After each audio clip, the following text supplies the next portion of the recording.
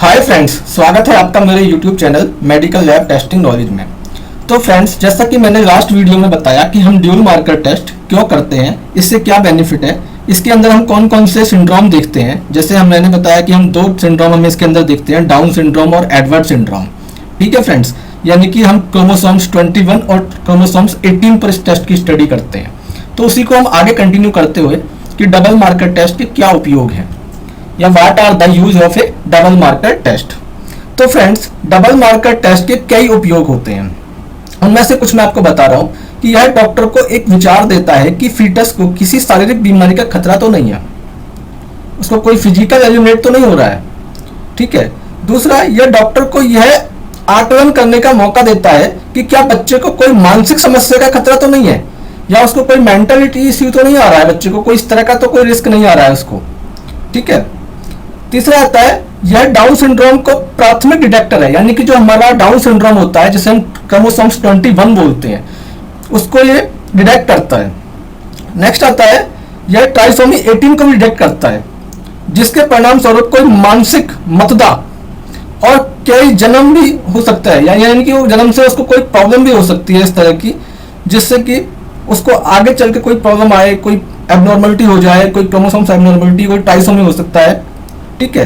यह ट्राइसोमी 21 का ही पता लगाता है जो मानसिक विकारों, जैसे उसका हार्ट शेप या हार्ट के अंदर कोई प्रॉब्लम या उसके कुछ महत्वपूर्ण अंगों से संबंधित अन्य समस्याओं का भी कारण बन जाता है। तो इसे सब चेक करने के लिए डॉक्टर ड्यूल मार्कर टेस्ट लिखता है कि आप ड्यूल मार्कर टेस्ट कराइए। जैसा कि मैंने लास्ट वीडियो में बताया कि जो इसके फैक्टर्स होते हैं कि एक तो पेशेंट की कोई एज ज़्यादा हो जाती है कई बार, या उनकी प्लानिंग लेट होती है।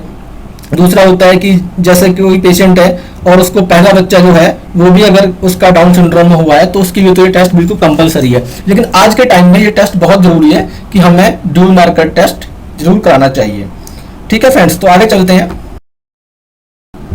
तो फ्रेंड्स, इस टेस्ट का जो रिजल्ट होता है वो लो रिस्क, मॉडरेट और हाई रिस्क, लेकिन ज्यादातर जो हम इस टेस्ट का रिजल्ट देते हैं वो लो रिस्क और हाई रिस्क में ही रखते हैं।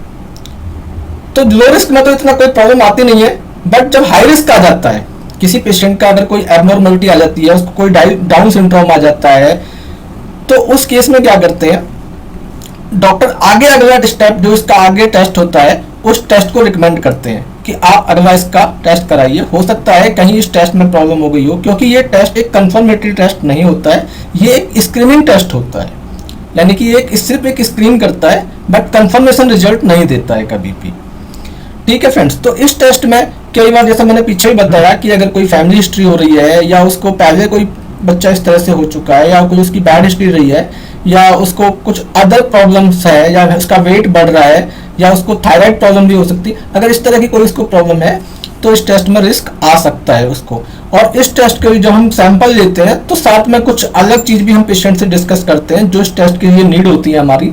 जैसे पेशेंट का वेट कितना है वो हमें इसमें फिल करना होता है, पेशेंट की डेट ऑफ बर्थ कितनी क्या है, क्योंकि इस टेस्ट के लिए डेट ऑफ बर्थ भी मैंडेटरी होती है। पेशेंट की एलएमपी डेट क्या है, पेशेंट की एलएमपी डेट मतलब लास्ट मेंसेस पीरियड डेट, यानी कि उसकी लास्ट मेंसेस पीरियड डेट क्या है, अल्ट्रासाउंड की डेट क्या है उसका। अल्ट्रासाउंड के अंदर हम कुछ फीचर देखते हैं, जैसे सीआरएल हो गया, नेजल बाउन हो गया, नेजल थिकनेस हो गया, ये सब हम उसमें भरते हैं। जो हमारा इसका टेस्ट का एक फॉर्म होता है जिसे हम मैटरनल स्क्रीनिंग डिटेल फॉर्म बोलते हैं, उसमें हमें फिल करना होता है, पेशेंट का रेस फिल करना होता है, पेशेंट कोई आईवीएफ केस तो नहीं है, अगर आईवीएफ होता है तो उसमें पूछना होता है कि उसके जो एक्स हैं वो खुद के हैं या डोनर के हैं। अगर ये एक्स डोनर के होते हैं तो हमें डोनर की भी डेट ऑफ बर्थ इसमें लेनी होती है। पेशेंट कोई स्मोकिंग हिस्ट्री है, कोई स्मोक करता है, कोई ड्रिंकिंग हिस्ट्री है, वो सब चीजें हमें इस टेस्ट के लिए लेनी होती हैं पेशेंट से, इस टेस्ट को कराने के लिए। तो फ्रेंड्स, इस टेस्ट का जो टाइमिंग होता है वो 10th वीक से लेकर 13 वीक्स तक होता है, बट इसका जो स्टार्टिंग टाइम है वो हम 9 वीक से 13 वीक तक कर सकते हैं इस टेस्ट को। लेकिन जो बेस्ट टाइम होता है वो 10th वीक के बाद होता है, क्योंकि 10th वीक के बाद क्या होता है कि हमारे कुछ फीचर्स ऐसे होते हैं जो अल्ट्रासाउंड में क्लियरली आ जाते हैं। और जो हम इसके लिए सॉफ्टवेयर यूज करते हैं वो प्रिस्का सॉफ्टवेयर 5 यूज करते हैं। ठीक है फ्रेंड्स, तो अब हमारा आता है what do you my result means, यानी मेरे परिणाम का क्या मतलब है, या जो मैंने डबल मार्कर टेस्ट कराया है इसका रिजल्ट क्या है, कैसे आया है, इसका क्या मतलब होता है। तो फ्रेंड्स, डबल मार्कर टेस्ट के परिणाम आमतौर पर 2 प्रकार से आते हैं। एक आता है स्क्रीनिंग पॉजिटिव और दूसरा आता है स्क्रीनिंग नेगेटिव। ये परिणाम न केवल ब्लड टेस्ट बल्कि महिला की उम्र यानी कि जो पेशेंट है उसकी एज, अल्ट्रासाउंड के दौरान फीटस की उम्र पर भी निर्भर करता है। फीटस की उम्र मतलब जो हमारी एलएमपी डेट के हिसाब से उसकी डेस्टिनेशन जो एज हुई है यानी कि जितने वीक्स हुए हैं उसके, उस पर भी निर्भर करता है। ये सभी कारक टेस्ट के परिणाम को विकसित करने में सबसे अहम होते हैं, क्योंकि अगर 35 साल से या 35 ईयर से अधिक उम्र की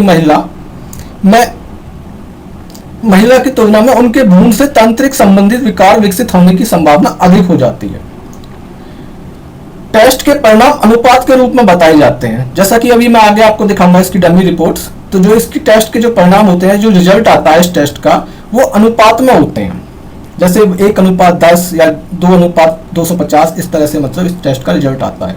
तो जैसे फॉर एग्जाम्पल मैं आपको बता रहा हूँ कि जिसके तहत 1:10 से लेके 1:250 अगर इसके बीच में उसकी रीडिंग आती है तो उसकी स्क्रीनिंग पॉजिटिव मानी जाती है, यानी कि उसको कोई ना कोई सिंड्रोम हो सकता है जो फीटस के लिए बहुत ही नुकसानदायक माना जाता है। जबकि 1:1000 या उससे अधिक के अनुपात में स्क्रीनिंग आती है उसकी वैल्यू, तो उसको स्क्रीनिंग नेगेटिव माना जाता है। ठीक है, जिसके परिणाम स्वरूप जो हमारा फीटस है वो अधिक सुरक्षित है पहले के मुकाबले, यानी कि 1:10 से लेके 1:250 तक जो मैंने बताया था अभी, उसके हिसाब से अगर उसका रेशियो 1:1000 के बीच में आता है या उससे अधिक आता है तो वो जो फीटस है वो काफी हद तक सुरक्षित रहता है। यह अनुपात विकार से पीड़ित बच्चे की संभावना को समझने का संकेत देते हैं। प्रत्येक अनुपात में गर्भधारण की संख्या से अधिक बच्चे में विकार होने की संभावना को दर्शाया जाता है। 1:10 अनुपात का मतलब है यानी कि 10 बच्चों में से एक बच्चे को इस तरह की प्रॉब्लम हो सकती है। अब ये नहीं कह सकते कंफर्म उसी को हो सकती है जो हमने अभी जिसका हम रिजल्ट देख रहे हैं, हो सकता है वो उनमें से ना हो, लेकिन 10 में से एक बच्चे को डाउन सिंड्रोम या एडवर्ड सिंड्रोम की प्रॉब्लम आ सकती है। और अगर ऐसा होता है, जैसा मान लो अगर इस तरह की प्रॉब्लम आती है, तो उसमें क्या करता है जो हमारे डॉक्टर्स हैं वो हमारा अगला टेस्ट यानी कि फिर इसका कंफर्मेटरी जो टेस्ट होता है, जो हम इम्यूनोसिंथेसिस बोलते हैं जिसको, फिर उसका सैंपल कराने की सलाह देता है कि आप एक बार इम्यूनोसिंथेसिस करा के देख लीजिए, वो कंफर्मेटरी टेस्ट होता है। ठीक है फ्रेंड्स, तो अब आगे नेक्स्ट चलते हैं हम।